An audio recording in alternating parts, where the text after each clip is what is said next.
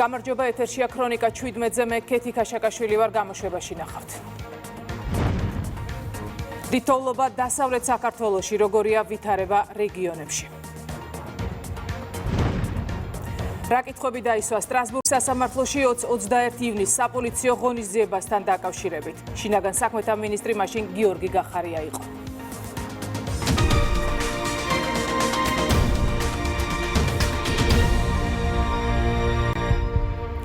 დიტოვლობის გამო ვითარება ისევ რთულია გურიაში სტიქიის სალიკვიდაციო სამუშაოებში პირადი შემადგენლობით და შესაბამისი ტექნიკით ჩართულია ჯარი.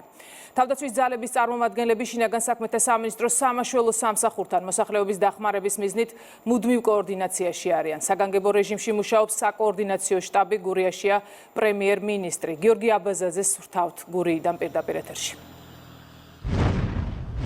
პრემიერ-მინისტრი მთავრობის წევრებთან ერთად იმ კრიტიკულ ტერიტორიებზე იმყოფებოდა, რომელიც დღევანდელ დღემდე გარესამყაროს იყო მოწყვეტილი, მაგალითად შრომის თემი.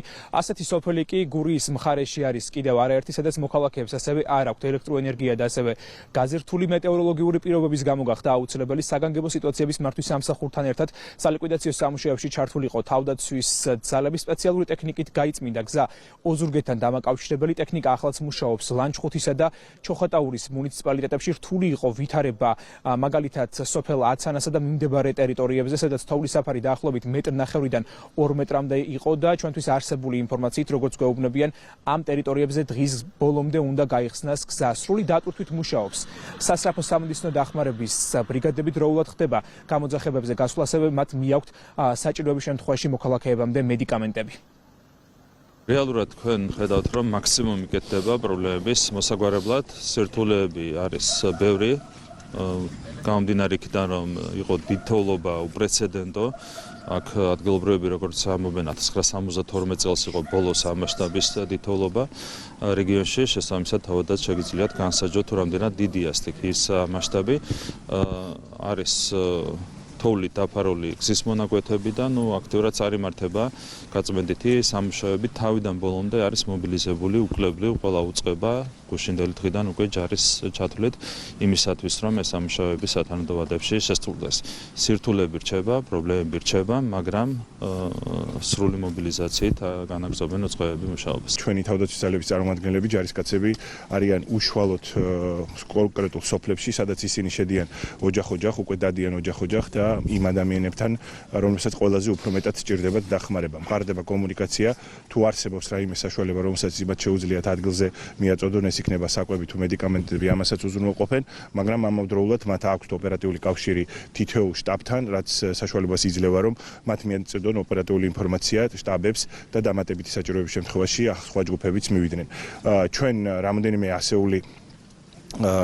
ასეული ჯარისკაცია მობილიზებული, სხვა საჭიროებების არსებობის შემთხვევაში მომავალშიც შეგვიძლია დამატებითი ძალის გამოყენება. ვინარჩუნებთ უწყვეტ რეჟიმში წმენდას, რაც გვაძლევს იმის შესაძლებლობას, რომ დაკავშირებადობის პრობლემა არ არის, თუმცა რა თქმა უნდა, ამავდროულად არის კონკრეტული მდებარეობები, სადაც სწორედ კლიმატური პირობებისა და ძალიან დიდი თოვლის, ასე ვთქვათ, მოცულობის გამო რეალურად ჯერ კიდე გამოწვევა არის, თუმცა ამ მიმართულებითაც მობილიზებული არის ბევრი საშუალება ტექნიკასთან ერთად, რა თქმა უნდა, მოგეხსენებათ, რომ ჩართული არიან მაშველები, ჩართული არის ჯარი და ამ რესურსების გამოყენების შედეგად უკვე ხდება წინსვლა ამ მიმართულებით. დაიგეგმა ამოცანები, გაიწერა სამოქმედო გეგმა, აქედან გამომდინარე პრიორიტეტია ის ლოკაციები, რომელიც მოწყვეტილი იყო გარესამყაროს.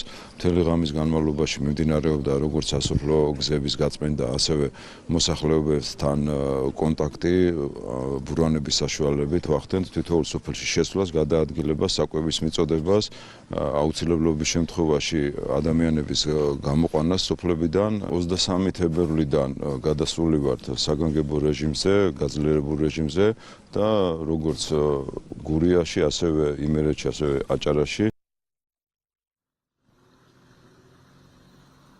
ასობით სამხედრო და თავდაცვის ძალების 10-ობით სპეცტექნიკა მეორე დღეა ყველაზე რთულად მისასვლელ ტერიტორიებზე გამოიყენება. სწორედ სამხედროება მოახერხეს დღეს დილიდან მისულიყვნენ ყველაზე კრიტიკულ ტერიტორიებზე. სწორედ ისინი აწვდიან მოქალაქეებს საჭიროების შემთხვევაში საკვებსა და მედიკამენტებს. რაც შეეხება ადგილობრივ მუნიციპალიტეტებს, ისინი კომუნიკაციაში არიან მოქალაქეებთან და როგორც გითხრეს, საჭიროების შემთხვევაში მოხდება მათი ევაკუაცია ტერიტორიებიდან.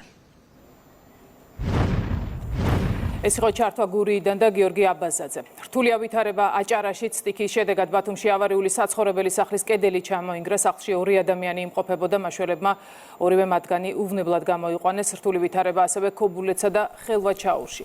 თამარ ჩიკვატია გვეტყვის უფრო მეც არსებული ვითარების შესახებ.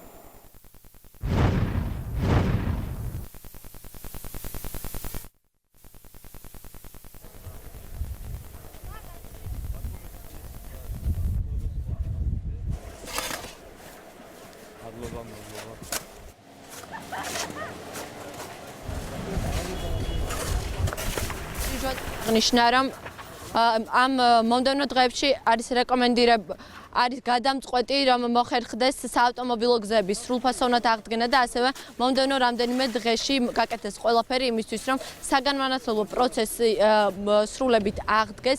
გარდა ამისა თორნიკე რიჟვაძემ ისაუბრა რომ ქობულეთსა და ხელვაჩაურის მუნიციპალიტეტებში რამდენიმე გამოწვევა რჩება. ქობულეთში ეს არის წყალმომარაგების პრობლემა, ხელვაჩაურში კი საავტომობილო გზა. მაღალმთიან აჭარაში დღესაც მიმდინარეობს გაწმენდითი სამუშაოები ყველა ძირითად ადმინისტრაციულ ერთეულამდე და გაზმომარაგების, ელექტრომომარაგების და ძირითადი კომუნალური სერვისების მეწოდების კუთხით რაიმე არსებითი შეფერხება ბათუმში არ გვაქვს. თუმცა უნდა აღვნიშნო, რომ შემდეგი დღეები იქნება გარდამტეხი, რომ აღდგეს ტრანსპორტი, ასევე აღდგეს სასწავლო პროცესი როგორც სკოლებში, პირველ რიგში რა თქმა უნდა ბათუმში, ქობულეთში. ჩვენი მთავარი ამოცანაა, რომ ყველა სამსახურმა იმუშაოს გამართულად და არც ერთი მოქალაქე, არც ერთი ოჯახი არ დაგვრჩეს შესაბამისი ყურადღების და მზრუნველობის გარეშე. დამატებითი სპეცტექნიკა მუშაობს ხელვაჩაურის მუნიციპალიტეტში, იქ ნაკლებია ელექტრომომარაგებით არსებული პრობლემები, თუმცა გამოწვევად რჩება რა თქმა უნდა გადაადგილება და ასევე გზების გაწმენდითი სამუშაოები ინტენსიურად მიმდინარეობს. გზების უმეტესი ნაწილი და ცენტრალური გზები გაწმენდილი არის, სამადროულად მიმდინარეობს როგორც მეორადი ასევე პარალელური ქუჩების გაწმენდითი სამუშაოები 14 ადმინისტრაციულ ერთეულში. გარკვეული შეფერხებები იყო სხვადასხვა მისამართებზე, სადაც როგორც სახურავის ჩამონგრევის, ასევე საჩრდილოების ჩამონგრევის ფაქტები იყო. 8 ოჯახი ამისათვის გაყვანილი არის უსაფრთხო ადგილზე და ქირით ყველა სათანადო შეტყობინებას, რომელიც დღე-ღამის განმავლობაში დაახლოებით 400-მდე იყო. მასზე რეაგირებს როგორც მუნიციპალური სამსახურები, ასევე შინაგან საქმეთა სამინისტრო სპეციალური სამსახურები. აჭარის მუნიციპალიტეტებში ბათუმის გარდა 40 საათზე მეტი სპეცტექნიკა არის ჩართული ხდება როგორც ცენტრალური, აგრეთვე შიდა საუბნო გზების გაწმენდითი სამუშაოები, თოვლის ნალექი განსაკუთრებულად ქობულეთის და ხელვაჩაურის მუნიციპალიტეტში და შესაბამისად სპეცტექნიკის მობილიზაციაც ინტენსიურად უფრო ამ მუნიციპალიტეტებში მოხდა. მხოლოდ ქობულეთის თუ ავიღებთ 20-ზე მეტი სპეცტექნიკა არის მობილიზებული ქობულეთის მუნიციპალიტეტში და ასევე ხელვაჩაურის მუნიციპალიტეტში. აჭარის მუნიციპალიტეტებში უწყვეტად მიმდინარეობს თოვლის საფარისგან საავტომობილო გზების გაწმენდა. ქედის შუახევისა და ხულოს შიდა სახელმწიფოებრივი მნიშვნელობის ბათუმი-ხულო ახალციხის გზების გაწმენდაც კვლავ უწყვეტად მიმდინარეობს. მნიშვნელოვანია, რომ საჭიროების შემთხვევაში მძღოლებმა გამოიყენონ მაღალი გამავლობის ავტომობილები და რომელიც აღჭურვილი იქნება ზამთრის საბურავებით. პირდაპირ ეთერში თამარ ჩიკვატია გვერდთვებოდა. სტიქიას ებრძვიან ბაღდათის მუნიციპალიტეტშიც დიდ თოვლობის გამო რამდენიმე სოფელი გარე სამყაროს არის მოწყვეტილი. 2000-მდე აბონენტს ელექტროენერგია არ მიეწოდება. ბაღდათის მერის ინფორმაციით გზები ინტენსიურად იწმინდება. კახა ენუქიძის თქმით, მაღალმთიან სოფლებში მოსახლეობისთვის საჭიროებების მიხედვით ხდება საკვების და მედიკამენტების მიწოდება. ბაღდათის მერიაში შექმნილია საგანგებო შტაბი, რომელიც 24 საათიან რეჟიმში მუშაობს. ბაღდათის მუნიციპალიტეტში მესამე დღეა გადაუღებლად თავს მობილიზებულია ტექნიკა, მაგრამ თოვლის სიხშირის გამო რთულდება გაწმენდილი გზების შენარჩუნება. სოფლებში გაშვებულია ტექნიკა, მიმდინარეობს გაწმენდითი სამუშაოები, მაგრამ როგორც აღნიშნე, რთულია გაწმენდილი გზების შენარჩუნება. პროდუქტი მივაწოდეთ ჩვენ რამდენიმე მოსახლეს, რომელმაც შეგვატყობინა მათი გაჭირვება, ასევე მივაწოდეთ მედიკამენტები, რამდენიმე მოსახლეს დიდ თოვლობის გამო ჩამოენგრა სახურავი და ისინი გადავიყვანეთ დროებით საცხოვრისებში და ყველაფერი კეთდება იმისათვის, რომ მოსახლეობამ არ იგრძნოს სტიქიის შედეგები. გზები იწმინდება თავისთავად. გუშაოს მერის ყველა სამსახური თქვენს ნახავთ, აგერ მოიმოძრავს თან ასანავე. ხალხს არ ეშინია, მაგრამ არ გვიშვებს ბუნებას ვერ შევეწენ აღდგებით, თოვს და თოვს. გაჩეგულია ჩვენი ძალების და მთავრობის დახმარებით, რა თქმა უნდა, ყველას მადლობა. მუშაობს ტრანსპორტი, ანუ ტრაქტორები და წმინდაბენ შეძლებს დაგვაროთ. წყალიც არის, შეფერხებით არის, მაგრამ მაინც არის ელექტროენერგია ნამდვილად არ შეწყვეტილა. ძალიან დიდი ხანია რომ არ ყოფილა ასეთი უხვინალეთი ბაღდადში, ალბათ წლების წინ იყო, ალბათ წლების წინ. გვირაბი მაქვს გაყვანილი სახლთან მისასვლელი. გვირაბი, აი ძლივს გამოვაღწიე გუშინ და დღეს სახლიდან. სიმართლე გითხრათ, მე არ დამჭირვებია. მე ის სამსახურს დავკავშირებოდი, იმიტომ რომ ჯერჯერობით უმკლავდები. იქ უფრო მუშაობენ ძირითადად ისეთ ხაზებზე, სადაც უფრო აუცილებელია. გაწმენდითი სამუშაოები მიმდინარეობს ლანჩხუთში, იწმინდება ცენტრალური გზები, თუმცა რჩება რამდენიმე რთული უბანი. რამდენიმე სოფელს ელექტროენერგია შეფერხებით მიეწოდება, თუმცა ენერგოპრო ჯორჯიაში აცხადებენ, რომ დღის ბოლომდე შეძლებს დაგვარად მოხდება პრობლემის აღმოფხვრა. გრძელდება გზის გაწმენდის სამუშაოები, წუხა მთელი ღამის განმავლობაში მიმდინარეობდა იმ სოფლებში, სადაც სევძელით მუშაობა სამუშაოები, გაიწმინდა ყველაზე რთული მონაკვეთი, რომელიც იყო სოფელი კოკათი, სადაც მოხდა მოსახლეობასთან დაკავშირება, მიმდინარეობს მთელ მუნიციპალიტეტის მასშტაბით სხვადასხვა მიმართულებით გზების წმენდა, მაგრამ არის ლოკაციები, რომლებიც არის შიდა გზები და არცევი არის ესეთი ლოკაციები, სადაც ფაქტიურად ჯერჯერობით ტექნიკა ვერ მიდის, სოფლებში შექმნილია ჯგუფები, რომლებშიც არის როგორც სამაშველო სამსახური, ასევე სამხედრო ძალები და მუნიციპალიტეტის წარმომადგენლები, რომლებიც ყველა იმ გადაუდებელ ზარზე, რომელიც აქვს მოსახლეობას, მაქსიმალურად ცდილობენ რეაგირება გააკეთონ.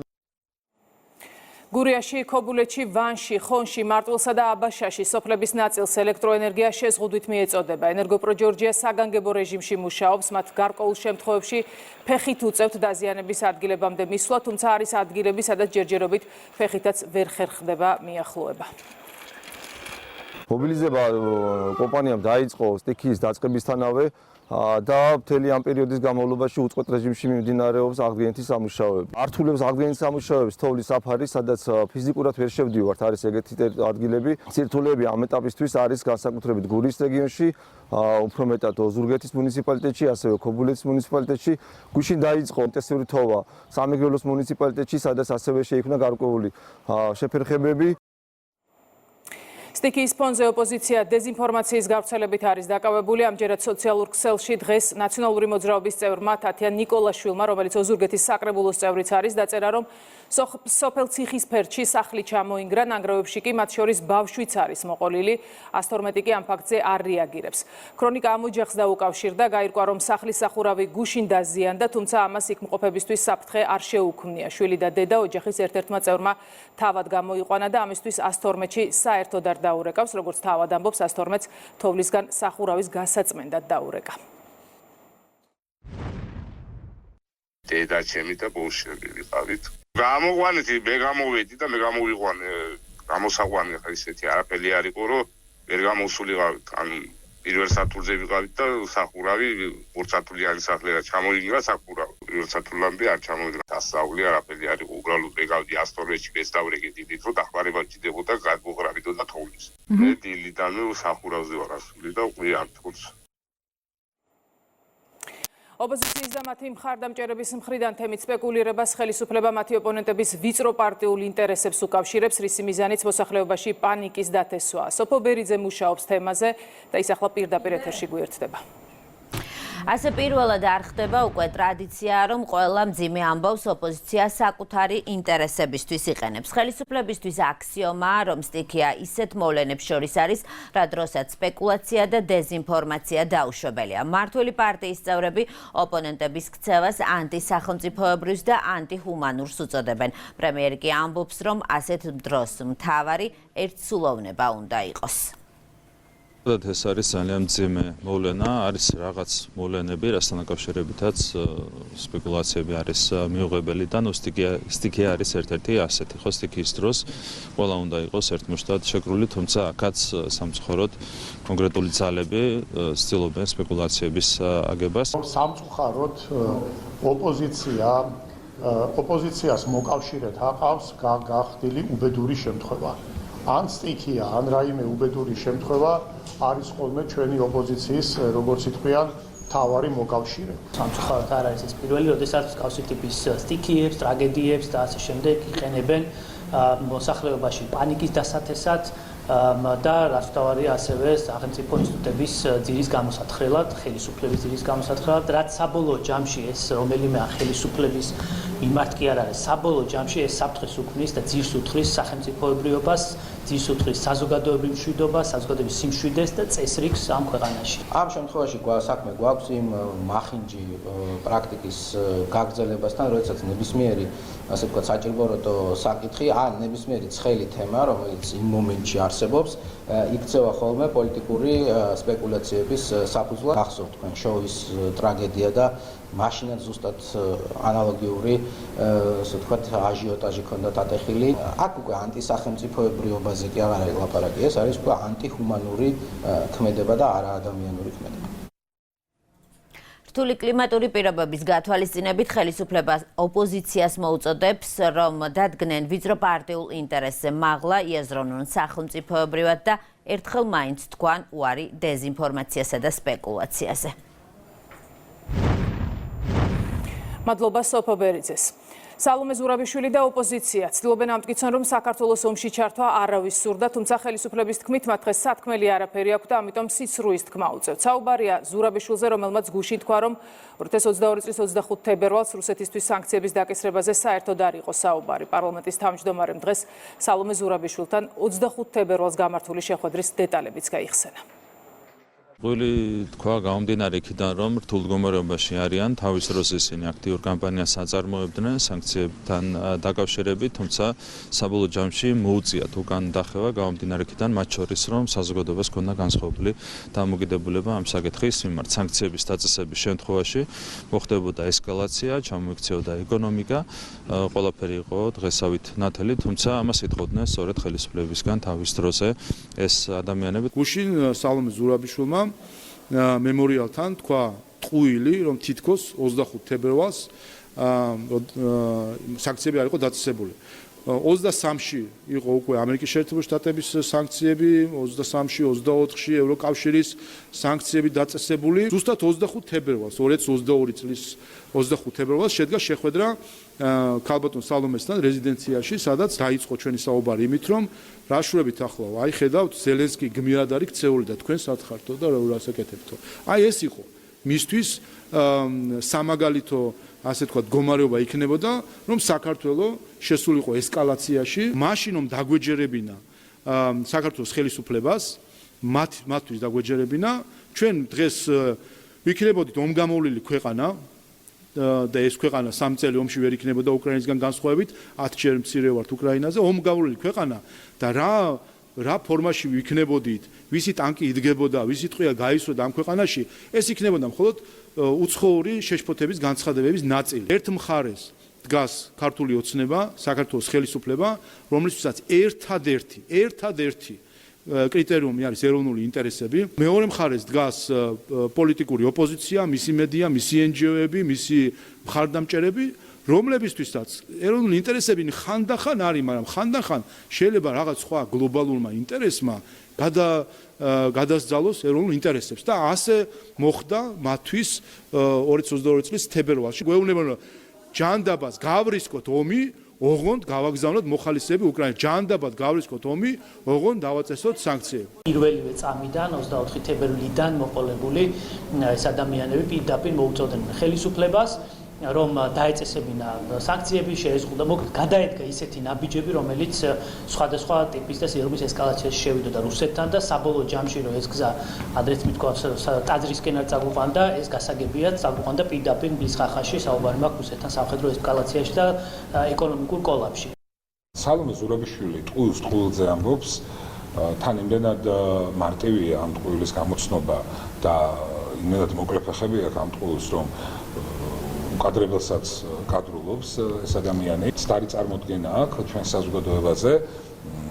ის ფიქრობს, რომ საზოგადოებას არ გააჩნია მახსოვრობა, არ შეუძლია კიდევ ერთხელ თვალი გადაავლოს განვლილ მოვლენებს და კარგად გაანალიზოს ის თუ რა დიდ უბედურებას არის და ქართული ოცნების ხელისუფლებამ ჩვენი ქვეყანა პარტია ქართული ოცნების აღმასრულებელი მდივანი ოზურგეთშია. მამუკა მდინარაძე მედიასთან აკეთებს კომენტარს, რომელსაც პირდაპირ ეთერში გთავაზობთ. დაიცანეთ არსებულ ვითარებას რეგიონში, თქვენი ინფორმაციით რა ხდება ახლა? შემიძლია რომ შტაბი მუშაობს, საკოორდინაციო შტაბი ინტენსიურ რეჟიმში, თლიანად მობილიზებულია თუკი რეგიონში და არა მხოლოდ რეგიონში, თლიანად საქართველოში რაც კი შეიძლება იყოს მძიმე ტექნიკა სოფლებთან მიმართებაში შესაბამისი ბაზების მიხედვით, რომელიც დღეს შეიქმნა მიდის პრიორიტეტების მიხედვით ახალისხება. პრიორიტეტებში არ გულისხმობ ადამიანებს, გუშინ რაღაცა ესე გაიგეს და გულისხმობ იმას, რომ სხვა მოთხოვნილებებთან შედარებით პირველი ამოცანა არის, რომ ადამიანები გადავარჩინოთ. ყველაფერი დანარჩენი არის შედარებით, რა თქმა უნდა, მეორე ხარისხოვანი, თუმცა მეორე ხარისხოვანი არაფერია. მათ შორის საკვების მიწოდება, მედიკამენტების მიწოდება, გვეთანამშრომლებიან სხვადასხვა ორგანიზაციები, რითაც მადლობა მათ და მადლობა პირველ რიგში არა მხოლოდ მაშველებს და მათ პირველ რიგში მადლობა. არამედ მუნიციპალიტეტის თავდაცვის სამინისტროს შესაბამისი სხვა უწყებების წარმომადგენლებს, რომლებიც ასეულობით ადამიანზეა ლაპარაკი, 1000 გადაცდა ბევრჯერ, 2000-ად შეიძლება უკვე ჩართულები არიან სამუშაოებში და ყველაზე გაუვალ ადგილებშიც კი ცდილობენ მისვლას და ეს საბედნიეროდ ხშირ შემთხვევაში ხერხდება. ერთი საბედნიერი ინფორმაცია ბოლო წუთებში და ბოლო საათებში ვრცელდებოდა ინფორმაცია ლანჩხუთის რაიონში ერთ-ერთი ადამიანის გარდაცვალების შესახებ, რაც არ არის სწორი და ადამიანის გამოყვანა უβუნებლად მოხერხდა და გარდაცვალების ფაქტი არ დადასტურდა. ეს საბედნიერი ინფორმაცია. ამავე დროს სამწუხაროდ არის ინტენსიური თოვა, ეხლა ახლაც ხედავთ თქვენ რა სიტუაციაა და ინტენსიური თოვა არის იმერეთის რეგიონში, სადაც სხვადასხვა მიმართულებით, მაგალითად ბაღდადში, ჭიათურაში, სამტრედიაში, ქუთაისშიც, ზესტაფონშიც არის განსაკუთრებით მაღალმთიან სოფლებში ძალიან რთული მდგომარეობა. იქ ეხლა დამატებითი ძალების მობილიზება მიდის, მათ შორის თავდაცვის სამინისტროს დამატებითი ძალები, თქვენ იცით რომ უკვე ჩართულია თავდაცვის ძალები პრემიერის ბრძანების შესაბამისად და მაქსიმალურად იქაც ხდება დაკოორდინირება და მენეჯმენტება, რომ ყველაზე გაუვალ ადგილებში არ დარჩეს ისეთი ოჯახი, სადაც მისვლა ჩვენ ვერ შევძლოთ. არის ხოლმე შეფერხებები ბუნებრივია, იმიტომ რომ არის რიგ შემთხვევებში მაღალმთიან სოფლებში ისეთი ადგილები, სადაც მუხუხებიანი მძიმე ტექნიკა ვერ გადაადგილდება, წარმოედგინეთ და მაშველებს, სხვათა შორის მოსახლეობაც ეხმარებათ ხოლმე, მაგრამ ერთადერთი სპეციფიკა ჭირდებათ საათები, რამდენიმე საათი ჭირდებათ ხშირ შემთხვევაში, რომ გაკვალონ ფიზიკურად გზა და ისე მივიდნენ ეგრეთ წოდებული გვირაბებიც კი გააკეთონ ასეთი შემთხვევების დაფიქსირებით. და ასევე მე მინდა შევუერთდე გუშინდელ განცხადებას, რომელიც საკოორდინაციო საბჭომ გაავრცელა იმასთან დაკავშირებით, რომ ხშირად ეს მოხალისეობრივი თვითინიციატივები ზოგადად არის ძალიან კარგი. მორალურად, ბუნებრივია ძალიან კარგია ეს ყველაფერი, მაგრამ ხშირად თვითინიციატივები და საკოორდინაციო შტაბის გარეშე მოქმედება იწვევს დამატებითი პრობლემებს.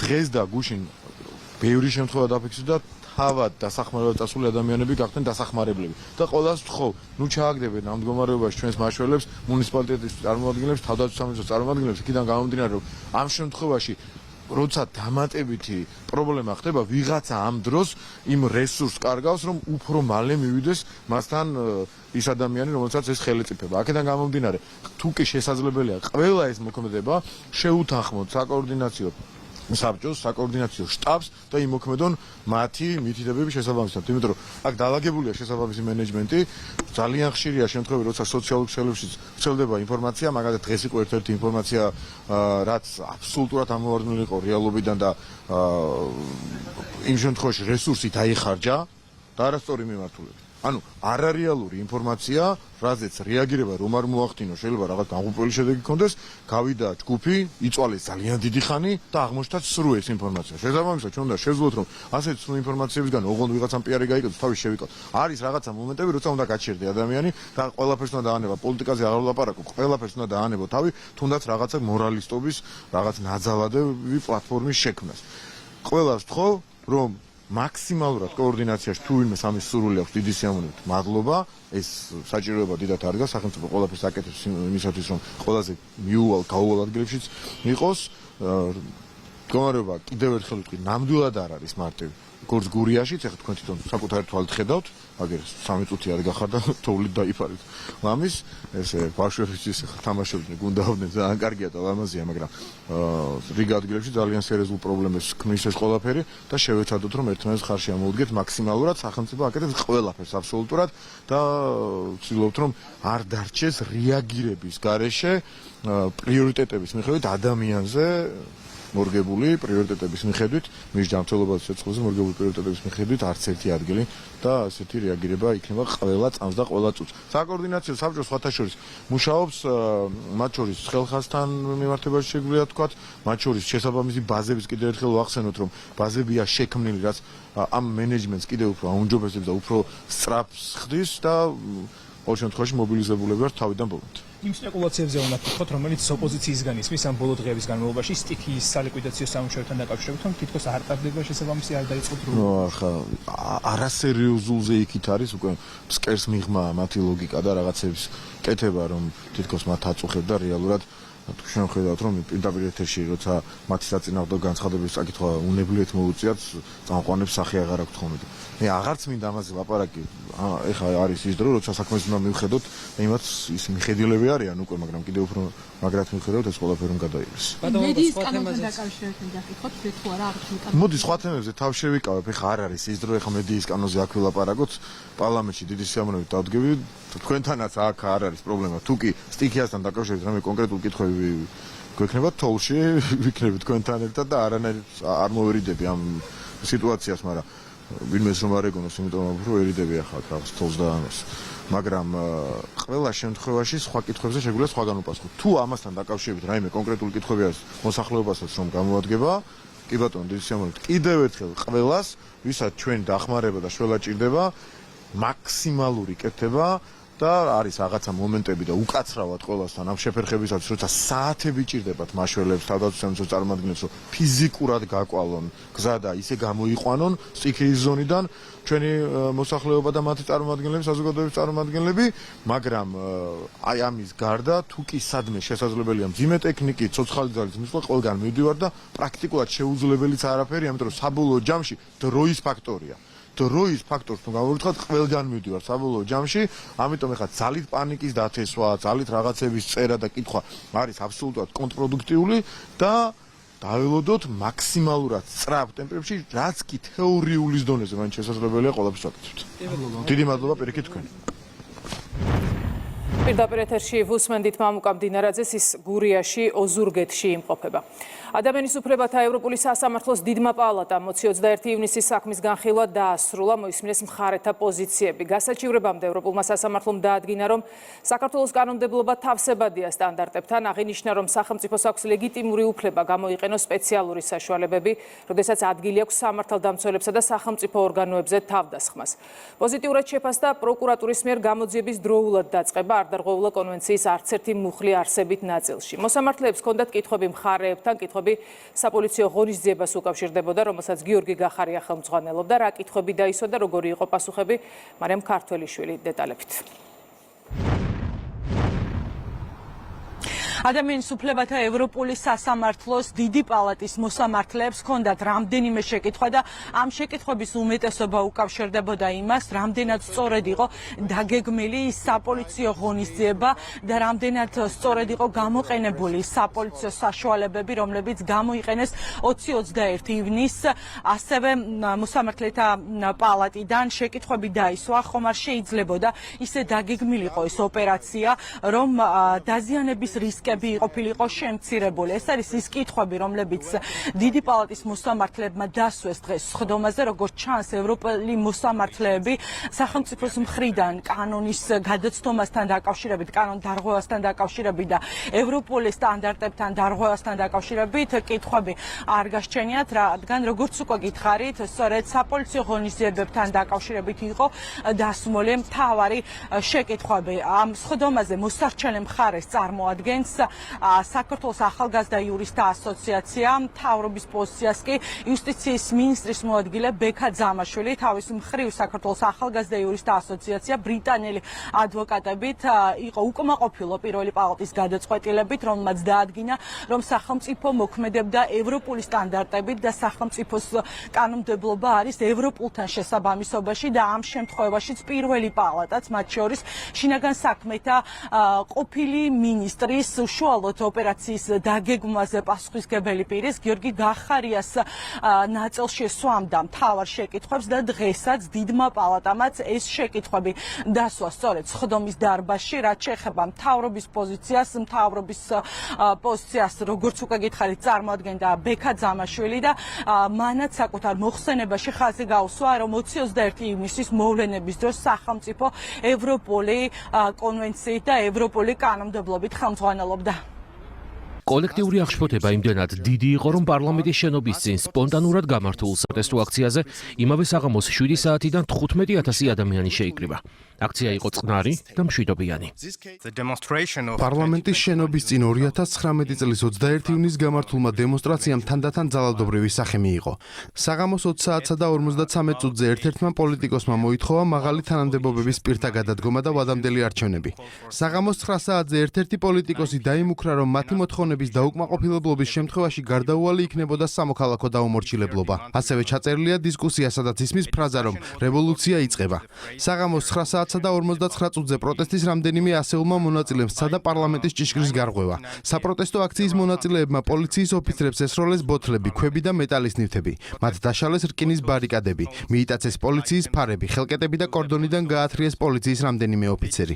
დემონსტრანტები ოფიცრებს ესროდნენ სხვადასხვა ნივთებს და ფიზიკურ შეურაცხყოფას აყენებდნენ.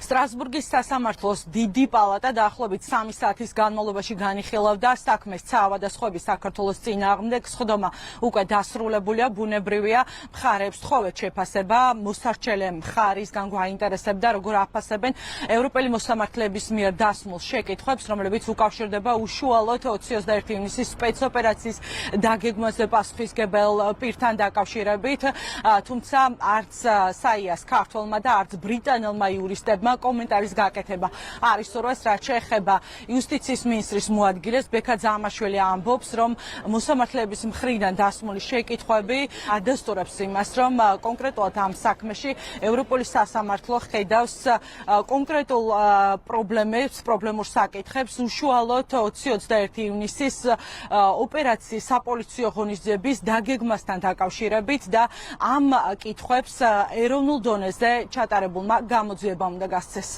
მოსამართლეებს არ ქონიათ ფაქტობრივად შეკითხვა აქციის ძალადობრივ ხასიათთან დაკავშირებით, ის რომ სახელმწიფოს ესეთ დროს, როდესაც პოლიციელებზე, როდესაც სახელმწიფო ინსტიტუტებზე ხდება თავდასხმა, რომ ამ დროს შესაძლებელია ძალის გამოყენება, ეს კითხვის ნიშნის ქვეშ არ დამდგარა.